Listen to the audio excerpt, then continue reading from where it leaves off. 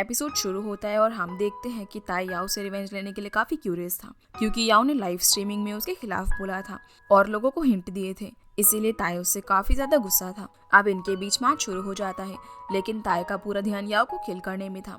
फिर सीचंग अपना कमाल दिखाता है और ZGDX टीम फर्स्ट राउंड जीत जाती है। फर्स्ट राउंड जीतने के बाद भी याओ का चेहरा लटका हुआ था, क्योंकि वो खुद ताई को हराना चाहती थी। खैर, आगे ये लोग रेस्ट रूम में जा रहे थे तो रास्ते में के और कैट ताई को लेकर बात करते हैं कि शायद वो याओ के पीछे इसलिए पड़ा है क्योंकि याओ ने लाइव स्ट्रीमिंग में उसकी पोल खोल दी थी। जिस पर याओ कहती है कि मैंने जो भी कहा था वो सही किया, क्योंकि मैं उसकी तरह झूठी नहीं हूँ। आगे याओ वॉशरूम जाती है, जहाँ उसके पास जिम यांग की कॉल आती है। जिम यांग भी ताई से काफी नाराज थी और वो उसे गालियां दे रही थी। तभी वहाँ पर ताई आ जाता है, जिसे देखकर याओ फोन कट कर देती है और वहाँ से जाने लगती है। लेकिन ताई उसका रास्ता रोक लेता है और पूछता है कि तुमने लाइव स्ट्रीमिंग में मेरे खिलाफ क्यों बोला। तो याओ कहती है कि मैं कुछ भी करूँ, इससे तुम्हें क्या लेना देना, और वो तो अच्छा हुआ कि मैंने सबके सामने तुम्हारी बेइज्जती नहीं की। वो उससे पूछती है कि क्या तुम मुझसे रिवेंज लेना चाहते हो। तो ताई कहता है कि हाँ, क्योंकि मैं तुमसे काफी ज्यादा गुस्सा हूँ। जिस पर याओ कहती है कि क्या तुम अपनी टीम की परवाह नहीं करते, क्योंकि तुम्हारी वजह से वो सब हार गए। जिस पर ताई कहता है कि मैंने उन्हें कई बार जिताया है, इसीलिए अगर वो मुझे एक बार सपोर्ट कर देंगे तो उनका कुछ नहीं जाएगा। खैर, आगे याओ अपना हाथ छुड़ाने की कोशिश करती है, लेकिन ताई ने उसे अच्छे से पकड़ा हुआ था, इसीलिए याओ उसके हाथ पर काट लेती है और यहाँ से चली जाती है। जिसके बाद सेकंड राउंड शुरू होता है, लेकिन याओ बार बार ताई की तरफ ही देख रही थी। ये बात सीचेंग नोट करता है और उससे पूछता है कि क्या तुम ठीक हो। तो याओ कह देती है कि हाँ, मैं ठीक हूँ, पर उसका ध्यान बार बार ताई की ओर ही जा रहा था। तब सीचेंग उसे दोबारा कहता है कि मुझे तुम ठीक नहीं लग रही, इसीलिए घर जाकर मुझे इस बारे में बताना। अब सेकंड राउंड जीतने के साथ साथ ZGDX टीम मैच जीत जाती है, जहाँ इंटरव्यू में याओ से ताई की स्ट्रैटेजी के बारे में पूछा जाता है। तो याओ इस बारे में एक्सप्लेन करती है, लेकिन तभी सीचेंग ऊपर आ जाता है और सभी को कहता है कि याओ सिर्फ अपने बारे में बता सकती है, इसीलिए आप लोग याओ से सिर्फ इसी बारे में सवाल करें, क्योंकि आप सभी को सच्चाई पता है और ऐसे क्वेश्चंस प्लेयर की रेपुटेशन के खिलाफ है। खैर, आगे सभी अपने घर पहुंच जाते हैं, जहां याओ के और चबी के साथ बातें करते करते रिवर्स चल रही थी, जिस कारण से वो सीचेंग से टकरा जाती है। तो सीचेंग उसे कहता है कि शायद तुम्हें मुझे कुछ बताना है। अब के और चबी के जाने के बाद याओ सीचेंग को ताई के बारे में बताती है कि जब मैं वॉशरूम गई थी तब मेरी मुलाकात ताई से हुई, जो कि मुझसे काफी गुस्सा था और उसने मुझे डराने की कोशिश भी की। इसी के साथ उसने मुझे ये भी कहा कि अगर मैं उसके साथ अच्छे से पेश आऊंगी तो वो मुझे मैच जीतने देगा, लेकिन मैंने उसे कह दिया कि मैच हम अपने दम पर जीतेंगे। वो उसे ये भी बताती है कि जाते टाइम मैंने उसका हाथ भी काट लिया था, क्योंकि वो मेरा रास्ता नहीं छोड़ रहा था। ये सुनते ही सीचेंग थोड़ा शॉक हो जाता है और याओ को कहता है कि दोबारा रिपीट करो, तुमने क्या किया। तो याओ कहती है कि मैंने उसे काट लिया था, क्योंकि तुमने ही मुझे लड़ाई करने से मना किया था, इसलिए मैंने उसके साथ लड़ाई नहीं की बल्कि उसे काट लिया। अब ये सुनकर सीचेंग थोड़ा परेशान हो जाता है और याओ को घर के बाहर रहने की पनिशमेंट देता है। वो सबको वार्न करता है कि जब तक मैं ना कहूँ कोई भी याओ को अंदर मत आने देना। अब कुछ देर बाद याओ चाबी को मैसेज करके दरवाजा ओपन करने को कहती है, लेकिन चाबी उसे साफ मना कर देता है। जिसके बाद रात हो जाती है और याओ अभी तक बाहर ही थी। फिर इनके खाने का ऑर्डर आता है और याओ बाहर ही खाना पिक कर लेती है। वो सीचेंग को मैसेज करती है कि अगर तुमने मुझे अंदर नहीं आने दिया तो तुम सब भूखे मरोगे। फिर फाइनली सीचेंग दरवाजा खोल देता है, जिसके बाद ये सभी खाना खाने लगते हैं। जिस दौरान सीचेंग याओ को कहता है कि पता है कि तुम्हारी गलती क्या है। तो याओ कहती है कि हाँ, मुझे पता है कि उस सिचुएशन में मुझे हेल्प के लिए चिल्लाकर तुम्हें बुलाना चाहिए था, और अब आगे से मैं ऐसा ही करूंगी। अगले दिन याओ अपनी कैट को लेकर हॉस्पिटल जा रही होती है, तो सीचेंग अपनी गाड़ी लेकर आता है और उसे रास्ते में ड्रॉप करने के लिए कहता है। याओ उससे पूछते हैं कि तुम कहाँ जा रहे हो। तो सीचेंग बताता है कि मैं कार वॉश कराने जा रहा हूँ। जिसके बाद सीचेंग उसे हॉस्पिटल छोड़ देता है और कहता है कि तुम यहीं पर रहना, मैं वापस लौटते टाइम तुम्हें दोबारा से पिक कर लूंगा। अब हॉस्पिटल में याओ को गो दिखती है, जो कि अपनी बेबी कैट को लेकर आई हुई थी। वो उससे पूछती है कि तुम्हारे बेबी कैट को क्या हुआ। तो गुआ बताती है कि इसे फीवर हो गया। फिर वो याओ को अपनी बेबी कैट देकर कहीं पर चली जाती है। तभी वहाँ पर सीचेंग आ जाता है। वो उससे पूछता है कि तुमने ताई की कैट को क्यों होल्ड किया हुआ है। तो याओ उसे बताती है कि इसे गो यहाँ पर लेकर आई थी। अगले सीन में हम देखते हैं कि याओ ताई की लाइव स्ट्रीमिंग देख रही थी, जो कि अपने कैट के साथ कैमरे पर था। सीचेंग याओ को उसकी लाइव स्ट्रीम देखने से मना करता है, क्योंकि वो उसे देखकर अपना मूड खराब कर रही थी। लेकिन याओ सीचेंग को कहती है कि मैं इसकी लाइव स्ट्रीम देखना चाहती हूँ, क्योंकि ये इंसान झूठ से भरा हुआ है और हम इससे झूठ बोलना आसानी से सीख सकते हैं। यही नहीं, वो गुस्से में हर लड़के की इंसल्ट करती है और सभी को एक जैसा मानती है। अब ये सुनकर सीचेंग याओ के हाथ पर हाथ रखकर कहता है कि तुम मुझ पर भरोसा कर सकती हो, क्योंकि मैं और लड़कियों जैसा नहीं हूँ। और उसे इस तरह ये सब कहते हुए देखकर याओ काफी शौक हो जाती है। फिर सीचेंग यहाँ से चला जाता है, इधर बाकी मेंबर्स भी काफी कंफ्यूज थे कि आखिर इन दोनों के बीच में चल क्या रहा है। अगले दिन सभी लोगों को पता चल जाता है कि ताई अपनी गर्लफ्रेंड को चीट कर रहा है और ये खबर हर जगह फैल जाती है। इधर हम गो को देखते हैं जो कि इस कंट्री को छोड़कर जाने की तैयारी कर रही थी। इसी बीच वो ताई के साथ सभी बिताए हुए पलों को याद करती है और हमें पता चलता है कि गो पहले ताई की बहुत ही बड़ी फैन थी और बाद में ये दोनों रिलेशनशिप में आ गए, पर अब ताई गो को चीट कर रहा था। अगले दिन याओ सी चैंग के साथ एक इंटरव्यू अटेंड करने के लिए आई होती है, लेकिन वो टाइम से पहले अपने डेस्टिनेशन पर पहुंच चुकी थी। बारिश भी हो रही थी। इसी बीच याओ एक लड़की को देखती है जो कि बारिश में बैठी हुई थी और ये कोई और नहीं बल्कि गो ही थी। याओ उसके पास जाती है और उसे चेयर अप करने की कोशिश करती है, जिसके बाद याओ सी चैंग के पास जाती है, लेकिन वो काफी अपसेट लग रही थी। सी चैंग उसे पूछता है कि तुम्हारा अम्ब्रेला कहाँ गया, तो याओ कहती है कि मैंने वो किसी और को दे दिया। फिर वो कहती है कि बाहर हमारे फैंस हमारा वेट कर रहे हैं और वो लोग हमें अपने इमेजिनरी पार्टनर समझते हैं, लेकिन उन्हें नहीं पता कि वो जितना हमें ग्रेट समझते हैं हम उतने ग्रेट है नहीं। फिर याओ उसे गुओ के बारे में बताती है और कहती है कि मैं पहले उससे काफी नफरत करती थी, लेकिन अब मुझे उसके लिए बहुत ही बुरा फील हो रहा है और मुझे तो लगता है कि हमारी इंडस्ट्री इस काबिल ही नहीं है। जिस पर सी चैंग कहता है कि ऐसी बात नहीं है, सब लोग एक जैसे नहीं होते। फॉर एग्जाम्पल हमारी ZGDX टीम कितनी बेस्ट टीम है, जिन्होंने ZGDX बेस को एक टेम्पल की तरह बना दिया और आज भी इस इंडस्ट्री में काफी अच्छे लोग हैं जो कि रिच होने के साथ साथ हैंडसम भी हैं और अपने फैंस की केयर भी करते हैं। जिस पर याओ कहती है कि तुम किसके बारे में बात कर रहे हो, तो सी चैंग कहता है कि मैं खुद के बारे में ये सब कह रहा हूँ, इसीलिए क्या तुम मुझे आजमाना चाहोगी। ये सुनते ही याओ शॉक हो जाती है और 20th एपिसोड यहीं पर खत्म हो जाता है। अगले एपिसोड में हम सी चैंग और याओ को रेस्ट रूम में देखते हैं, जहाँ सी चैंग याओ को रिलेशनशिप में आने के लिए बोल रहा था, लेकिन याओ को उसकी बात ही मजाक लगती है और वो यहाँ से जाने लगती है। पर सी चैंग उसे रोकता है और वापस से आकर सीट पर बैठने के लिए कहता है। वो पूछता है कि तुम इतना वियर्ड बिहेव क्यों कर रहे हो, क्योंकि मैंने तो तुम्हें अभी शादी करने के लिए नहीं बोला।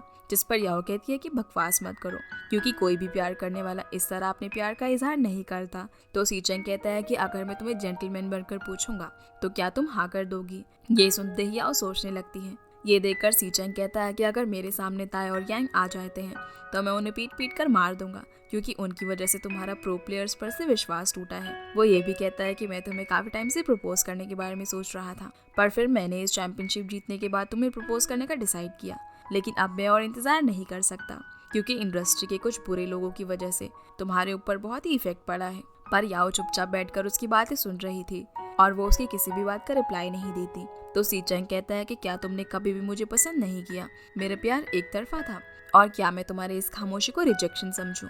जिस पर याओ कहती है कि मैं तुम्हें रिजेक्ट नहीं कर रही, लेकिन जिस हिसाब से तुम ये सब कह रहे हो ये मुझे काफी वियर्ड लग रहा है। फिर फाइनली सी चैंग याओ को 2 घंटे का टाइम देता है और कहता है कि तुम्हें 9 बजे से पहले मुझे आंसर देना होगा ताकि मैं रात को अच्छी नींद दे सकूं।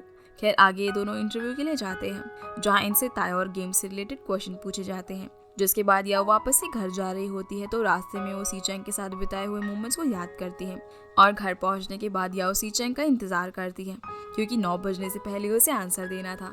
अब कुछ देर बाद सी चैंग घर आ जाता है और वो याओ से उसका आंसर पूछता है। साथ ही साथ वो उसे ये भी कहता है कि तुम जो भी बोलोगे उसे सोच समझ कर बोलना। अब याओ सोच में पड़ जाती है, तभी उसकी नज़र सी चैंग की जैकेट पर पड़ती है, जिसके अंदर से वो बेबी कैट झांक रही थी, जो कि ताई ने गुओ को दिलाई थी। सी चैंग उसे बताता है कि ताई वापस से कोरिया जा रहा है, इसीलिए ये कैट मैंने तुम्हारे लिए उससे ले ली। अब फाइनली याओ उसे हाँ कर लेती है और सी चैंग समझ जाता है कि याओ ने उसे एक्सेप्ट कर लिया है। अगले दिन याओ जिमियांग को अपने घर बुलाती है और उसे बेबी कैट और अपने रिलेशनशिप के बारे में बताती है। ये पता लगने के बाद जिमियांग काफी खुश हो जाती है और उसके साथ बहुत ही मस्ती करने लगती है। आगे हम सी चैंग को देखते हैं जो कि याओ के साथ चैट कर रहा था। तभी उसके पास याओ आ जाती है और उससे पूछते हैं कि तुम किससे बात कर रहे हो। तो सी चैंग उसे बताता है कि मैं योक से बात कर रहा हूँ और उसने मुझे बताया कि हमारी टीम के लिए कर्फ्यू लगा दिया गया है और हम 10 बजे के बाद किसी के भी साथ टाइम स्पेंड नहीं कर सकते। इसी बीच वो उसे ये भी बता देता है कि मैं योक को ड्रिंक करने के लिए बुला रहा था। ये सुनकर याओ रियो को कहती है कि क्यों ना हमारे यहाँ भी कर्फ्यू अप्लाई कर देना चाहिए। तो रियो कहता है कि इसकी जरूरत नहीं है, क्योंकि हमारे टीम मेंबर ज्यादा सेल्फ अवेयर हैं। जिस पर याओ कहती है कि नहीं, कि हमारे शूटर अभी किसी को ड्रिंक करने के लिए इनवाइट कर रहे थे। तभी सी चैंग याओ का हाथ पकड़ लेता है, तो यह हाथ छुड़वाने की कोशिश करती है, लेकिन सी चैंग ने काफी कसकर उसका हाथ पकड़ा हुआ था। तभी रियो याओ को कहता है कि शायद तुम्हारी बेबी कैट को भूख लग रही है। तो याओ बड़ी मुश्किल से अपना हाथ छुड़वाकर उसे चेक करने जाती है, जिसके बाद याओ अपने रूम में आ जाती है, जहाँ उसकी दोनों कैट्स आपस में खेल रही थी। ये देखकर याओ उनकी फोटोज क्लिक करती है और पोस्ट कर देती है। तुरंत ही सीचेंग उसे रिप्लाई करता है कि मुझसे अच्छी लाइफ तो कैट्स की है, जो कि एक दूसरे के साथ टाइम स्पेंड कर रही हैं। इसी बीच याओ अपने लैपटॉप पर एक पोस्ट देखती है जिसमें आजिया और जिमियांग के बारे में लिखा होता है कि जिमियांग आजिया की गर्लफ्रेंड है और वो आजिया के पैसों से ऐश करती है। सभी लोगों ने जिमियांग के बारे में काफी बड़ा चढ़ा कर लिखा होता है, जिस कारण से जिमियांग के लिए एक प्रॉब्लम बन जाती है। अब ये सब देखने के बाद याओ जिमियांग के पास मैसेज करके उसे ई स्पोर्ट फार्म पर जाने से और लोगों के साथ बहस करने से मना करती है। साथ ही साथ उसे अपने रिलेशनशिप की भी चिंता होने लगती है।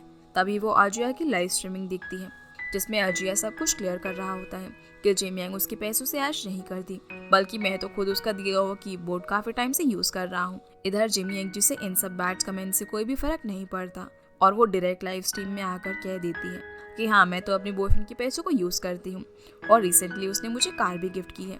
इधर जिमियांग की ब्रेवनेस देखकर याओ उसे मैसेज करती है और उसे अप्रिशिएट भी करती है। फिर याओ रात में सोने की कोशिश कर रही होती है लेकिन उसे नींद नहीं आ रही थी। तभी सीचेंग उसे मैसेज करके पूछता है कि क्या तुम्हें नींद नहीं आ रही, तो याओ ना कर देती है। ये पता लगने के बाद सीचेंग पानी ले जाने के बहाने याओ के पास चला जाता है। सीचेंग को अचानक से देखकर याओ काफी सरप्राइज हो जाती है और सीचेंग उसे कबर्ड से क्लिंग करके पूछता है कि क्या तुमने मुझे याद किया, पर वो नोटिस करता है कि याओ थोड़ी अपसेट है।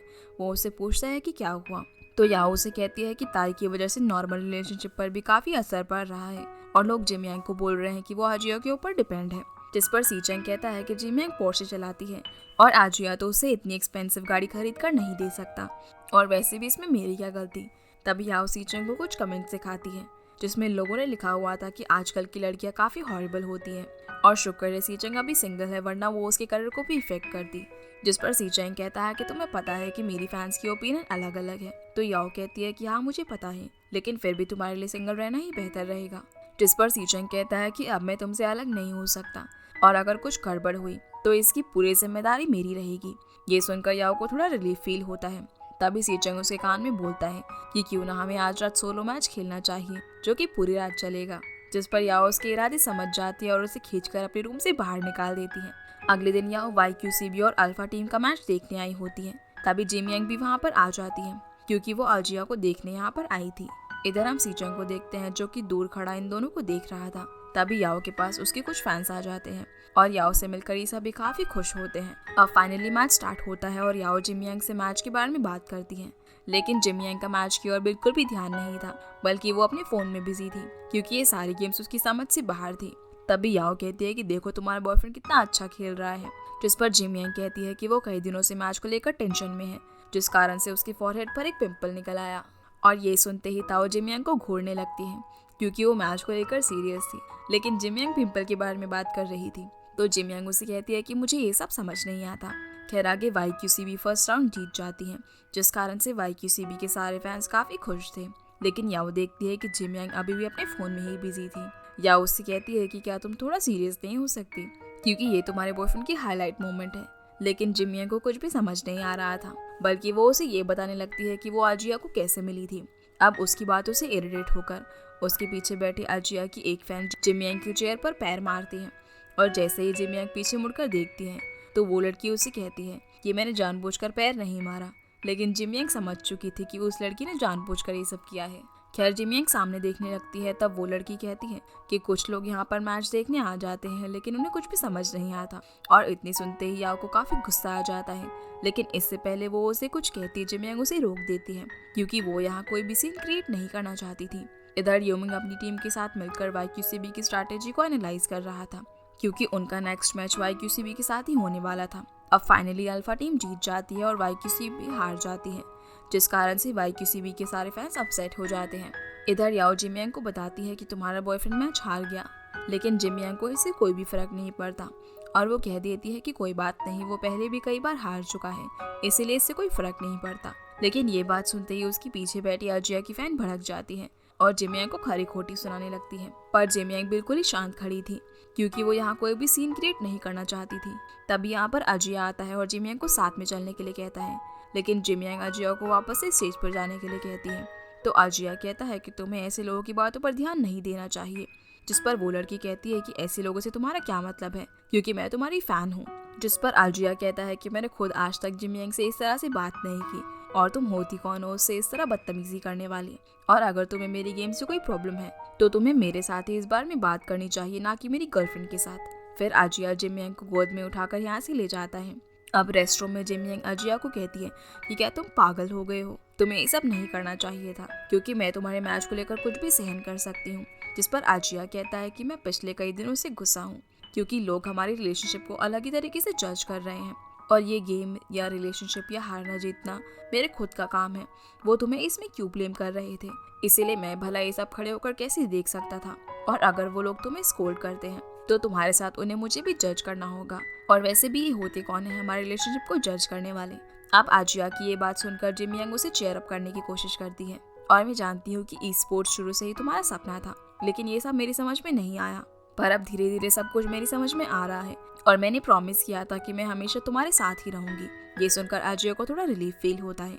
फिर ये दोनों किस करते हैं। इधर याओ इन दोनों को देख रही थी, और जैसे ही वो वापस जाने लगती है तो वो अपने पीछे सीचंग को खड़ा हुआ देखती है। वो उससे कहता है कि जिमयांग के लिए ये सब करना काफी टफ होगा, जिस पर याओ कहती है कि हाँ, क्योंकि वो ये सब सहन नहीं कर सकती, लेकिन फिर भी उसने सब कुछ सहन किया ताकि अजिया अपनी गेम पर फोकस कर सके। और पता नहीं फैंस को हम लोगों से क्या प्रॉब्लम है, क्योंकि अगर हम किसी को पसंद करते हैं तो कोई फर्क नहीं पड़ता कि वो पर्सन कोई सेलिब्रिटी है या फिर नहीं, और आखिर सेलिब्रिटी भी इंसान होते हैं, उनकी भी पर्सनल रिलेशनशिप होती है, तो इसमें गलत क्या। जिस पर सीचंग उसे समझाता है कि इससे फर्क नहीं पड़ता कि हम किससे प्यार करते हैं, क्योंकि हम पब्लिक फिगर हैं, लेकिन हमारा मेन काम है अपनी गेम पर फोकस करना। अब ये बात याओ की समझ में आ जाती है। फिर वो सीचंग को हक करके कहती है कि तुम कितने समझदार हो, लेकिन मैं इन सब बातों से काफी अफेक्ट हो जाती हूँ। जिस पर सीचंग कहता है कि हर कोई ऐसा नहीं होता, तो याओ कहती है कि लेकिन तुम ऐसे नहीं हो, और क्या तुम सच में काफी फियरलेस और स्ट्रॉन्ग हो। जिस पर सीचंग कहता है कि हाँ मैं हूँ, क्योंकि मुझे तुम्हें प्रोटेक्ट करना है। अगले दिन YQCB और ZGDX का मैच शुरू हो जाता है, जहाँ ZGDX काफी अच्छा परफॉर्म करती है, और फाइनली वो मैच आराम से जीत जाती है, क्योंकि इन्होंने पहले ही YQCB की स्ट्रैटेजी को समझ लिया था। अब मैच ओवर हो जाने के बाद प्रेस कॉन्फ्रेंस होती है, जहां YQCB का कैप्टन कहता है कि इस बार ZGDX ने न्यू स्ट्रैटेजी यूज की है, जिसके बारे में हमें इतनी जानकारी नहीं थी, इसीलिए हम ये गेम हार गए। तभी सीचंग कहता है कि ये स्ट्रैटेजी याओ ने सजेस्ट की थी, इसीलिए अगर YQCB को ये सीखना है तो इन्हें याओ से ट्यूशन लेनी होगी। जिसके बाद इनसे इनकी पर्सनल रिलेशनशिप के बारे में पूछा जाता है, तो सीचंग काफी सुंदर स्पीच देता है।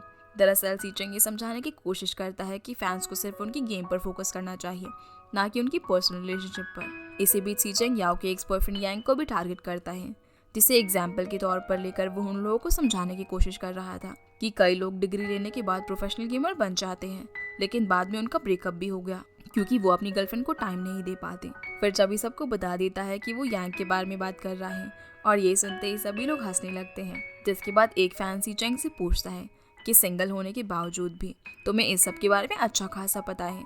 जिस पर सीचंग कहता है कि मैं इस इंडस्ट्री में काफी सालों से हूँ, इसीलिए मैंने बहुत कुछ देख रखा है।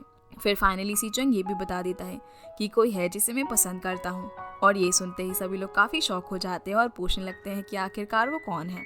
लेकिन सीचंग याओ के सीक्रेट को सीक्रेट ही रखता है। जिसके बाद सीचंग सभी को इतना सपोर्ट और प्यार देने के लिए थैंक्स बोलता है, और टेबल के नीचे से याओ का हाथ पकड़ लेता है। आगे हम देखते हैं कि सीचंग याओ को कहता है कि अगर आज इस मैच में मैं न होता तो तुम्हारी स्ट्रैटेजी फेल हो जाती, इसीलिए इस एहसान के बदले तुम मुझे क्या देना चाहोगी। जिस पर याओ कहती है कि मैं सिर्फ तुम्हें ग्रीटिंग्स करूंगी। और इसी के साथ ये एपिसोड यहीं पर खत्म हो जाता है। तो गाइस ये थी आज की वीडियो, एंड आई होप आप लोगों को ये वीडियो पसंद आई होगी, तो वीडियो को लाइक कर चैनल को सब्सक्राइब जरूर कीजिएगा। आपसे फिर मिलते हैं अगले एपिसोड में, तब तक के लिए गुड बाय।